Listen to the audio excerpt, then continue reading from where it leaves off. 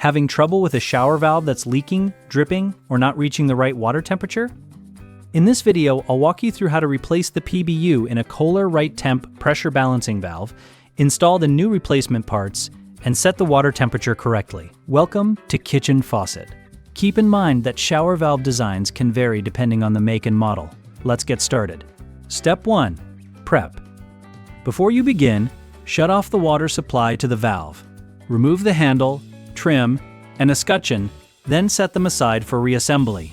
Turn the valve handle clockwise to relieve any remaining water pressure. Next, use a Phillips screwdriver to remove the valve cap screws and take off the valve cap. Keep a towel nearby, as some residual water may drain from the valve. Step 2. Remove.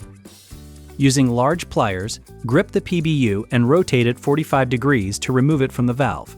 Once it's out, discard the old PBU and prepare the replacement for installation. Step 3.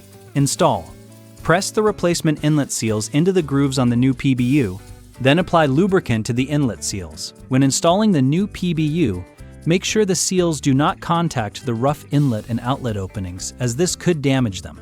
Insert the PBU into the valve at a 45-degree angle, then apply downward pressure while rotating it counterclockwise until it locks into place. Next, apply lubricant to the upper seals and install them onto the 2 PBU outlet ports. Reinstall the valve cap and secure it with the 6 screws. Turn the water supply back on and check for leaks. Once everything is leak-free, reinstall the escutcheon, trim, and handle. Step 4. Adjust.